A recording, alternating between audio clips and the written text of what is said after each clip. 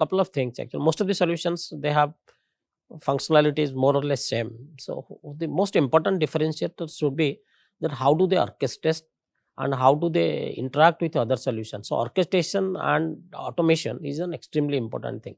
See, today's world, when every solutions has to talk to other solutions for effectiveness purposes. See, cyber attack is very the attribution of an cyber attack, or attributing that who is the person who has done the attack, is extremely important, and that can only happen if the solutions are integrated, everything is integrated, and the integrations can only happen if the solution providers have a facilities to do that. If they are very so much restrictive, they don't allow any APIs and they don't coordinate and they don't orchestrate with other solutions, then actually we don't achieve the things. So that is extremely important, one should see. So I said about orchestrations, I said about integrations, and when I said integrations, one is important thing is you should know that what kind of log these solutions are generating.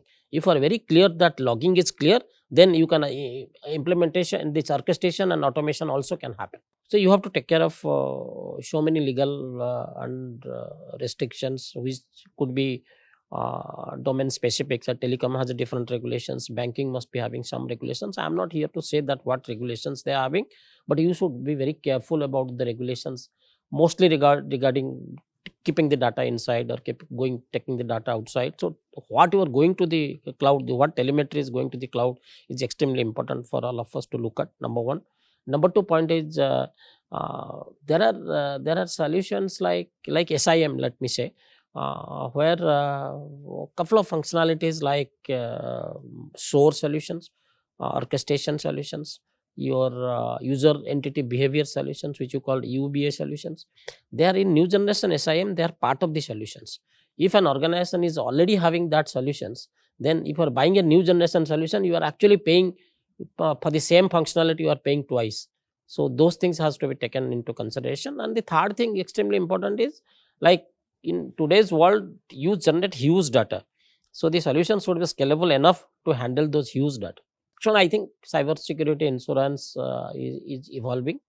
I don't consider myself that that it is fully matured at this point in time, unless it is actually today it is mostly driven by the regulations. If there is a regulation requirement to do cyber insurance, people are doing. So I have not seen a very comprehensive cyber insurance which takes care of everything. One thing I just wanted to flag here is, like, they follow the normal insurance procedures, where the act of God and act of war is excluded from any insurance. So in case of an cyber attack, any attack can be considered as an war, state attack or a war. And the moment you go for your claim, you may be surprised that will be rejected by the insurer, telling that this has happened in the past in many companies, telling that this is an cyber war and act of war is completely not included in the scope of the insurance.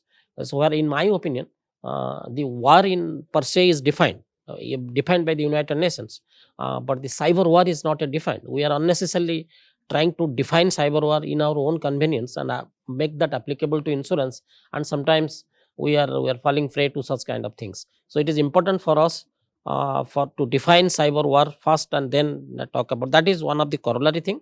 So in the threat model, the insurance model, if you look at the insurance, the models, the cyber model is not very mature. When I say cyber model, what I say is your premium should be related to your threat posture. So if your threat posture is fantastic, it is nobody can penetrate into your cyber network. So do you think that you will not pay any premium? You will certainly pay premium. So that model, insurance model, I don't think it is much matured globally, but I'm very sure that people are working on this. Actuaries are working to develop models on that, and there is a huge market there. Definitely it is a de-risking strategy, and I'm sure over the years it will get more mature and things will fall in place.